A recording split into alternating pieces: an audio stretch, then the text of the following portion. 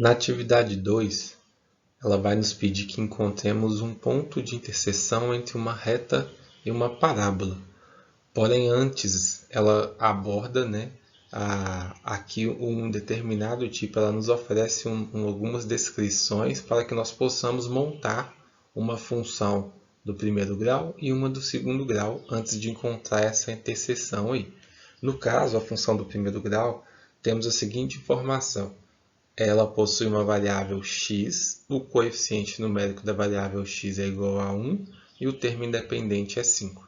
Então, essa é a forma reduzida de uma função do primeiro grau, no qual o a é o coeficiente numérico da variável e o b é o termo independente. Partindo dessa ideia, o x vai ser acompanhado do 1, igual está escrito aqui, e o termo independente vai ser o 5, da mesma forma que foi escrito. E aí podemos simplificar a nossa função do primeiro grau. Já sei que a nossa função do primeiro grau vai ser x mais 5. Posteriormente, nos apresenta uma função do segundo grau, no qual a variável também é x, o coeficiente numérico em x ao quadrado é 1, o coeficiente numérico em x é menos 1 e o termo independente é 2. Então, o que isso significa? Que essa função, na forma aqui reduzida, y igual a x ao quadrado mais bx mais c, ela precisa de um coeficiente para cada uma das letras ali, a, b, c. Então, vamos pensar o seguinte. O a ele é 1, conforme a nossa informação. O b, que é o que acompanha o x, ele é menos 1.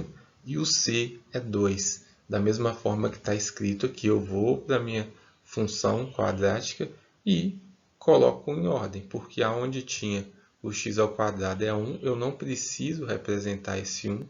Aonde tem o x sozinho é menos 1, eu também não preciso representar esse menos 1, mas eu coloquei aqui de início para vocês entenderem que mesmo que não estejam aparente, você pode considerar que o coeficiente é 1. E o termo independente é 2. E aí, reescrevendo de uma maneira mais definitiva, ficaria assim, sem o 1 aqui e sem o 1 aqui também, sem o menos 1, mas representa a mesma função. Já nessa segunda parte, vamos pensar em como encontrar esse ponto de interseção.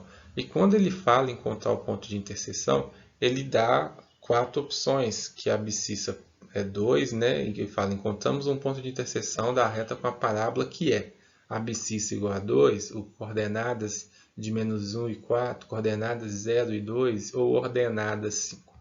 Então, vamos encontrar esse ponto de interseção igualando, porque quando eu igualo essas duas informações, eu vou poder encontrar uma coordenada na qual tanto a reta quanto a parábola está passando ali naquele mesmo momento. Ou seja, por um determinado valor de x, tanto a parábola, tanto a função quadrática quanto a função do primeiro grau vai ter o mesmo valor de y. Então, é esse número que a gente quer encontrar. Igualando as duas funções, eu vou simplificando. Minha meta é sempre deixar a equação, a função na forma reduzida. Então, aqui tem um menos x de um lado, tem um x positivo do lado, eu quero tirar esse x, ou seja, eu quero passar ele para o outro lado. Então, quando você passa para o outro lado, eu tenho um x positivo, passei para o outro lado, é o mesmo que você subtrair menos x dos dois lados, por isso que ele passa para o outro lado negativo. Então, repara que aqui o x já não existe mais, porque eu fui subtraído do outro lado, ele manteve ali e eu somei ele com menos x, menos 1x, que um eu deixei com coeficiente, o outro eu deixei sem, só vocês verem que é a mesma coisa. Então, menos x, conservo o sinal de negativo e somo. 2x mais 2 igual a 5. Mas eu não quero que esse 5 fique aqui. Então, eu vou passar o 5 para o lado de lá negativo. E aí, eu sempre gosto de reforçar que quando você passa qualquer número para o outro lado negativo, é o mesmo que você ter subtraído. Então, eu não queria o x aqui, eu queria que ele sumisse. Então, eu vou subtrair por 5. Mas eu posso subtrair por 5 só de um lado? Não. Eu tenho que subtrair por 5 dos dois lados. Então, aqui fica 5 menos 5. E aqui fica 2 menos 5, é a função quadrática que nós já tínhamos, e o menos 5 no final.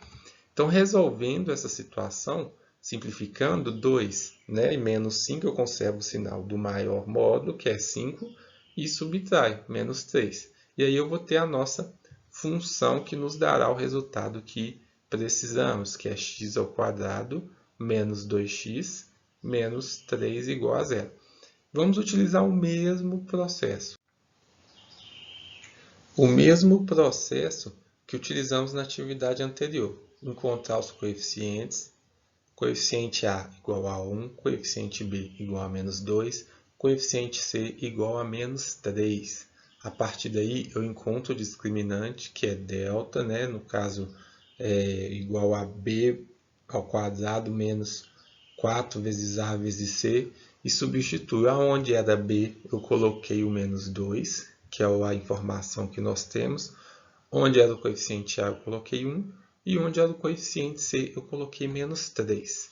A partir daí eu calculo menos 2 elevado ao quadrado, lembrando que se o sinal de negativo estiver dentro da base, eu estou elevando ao quadrado menos 2.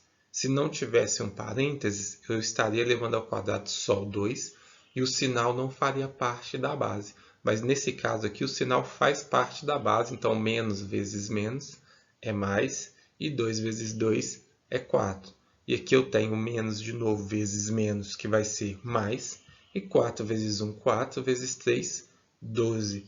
Delta, o discriminante, vai ser igual a 16. Sabemos que é uma raiz quadrada exata. Isso já facilita um pouco aí a sua conta. A partir daí eu volto na nossa fórmula, né, principal para encontrar o valor de x e substituo novamente. Aonde era b, eu coloco menos 2. Aonde era o nosso valor aqui de delta do discriminante, eu coloco 16. Onde era o coeficiente a, eu coloco 1. Então, resolvendo as contas, menos vezes menos mais, raiz quadrada de 16 é 4, e 2 vezes 1 é 2. Então, eu tenho 2 mais ou menos 4 sobre 2. Pegando a nossa primeira possibilidade, que seria o 4 positivo, eu tenho 2 mais 4, 6.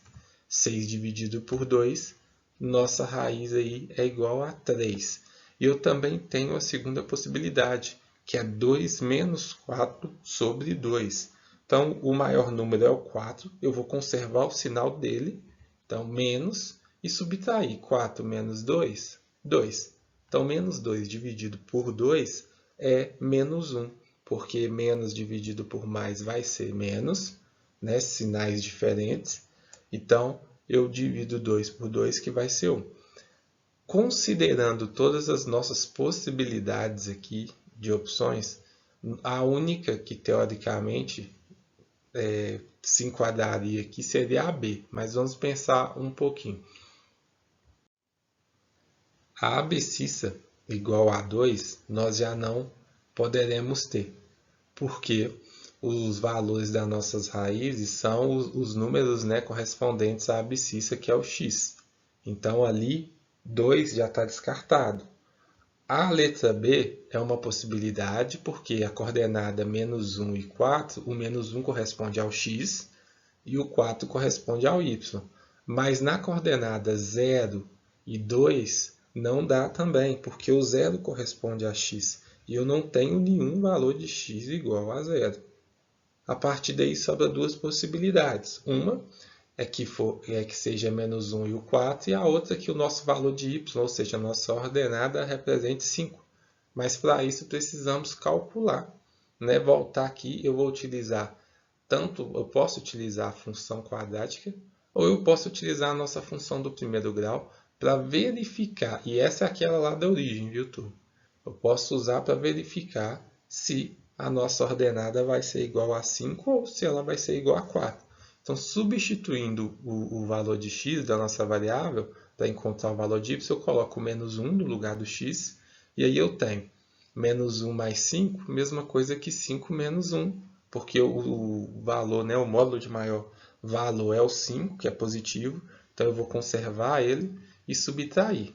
Aí já encontramos a nossa resposta, que y é igual a 4, então sabemos que a opção certa é a B. Para certificar, né, de que o outro valor não vai dar 5, você pode colocar na fórmula, se você tivesse começado pelo 3, iria perceber que y igual a x mais 5. Substituindo o x por 3, que é a nossa variável, eu chego a 8 e não seria compatível com a resposta D. Então, podemos eliminá-la também. Nos restaria afirmar que a resposta correta é a B. Ok?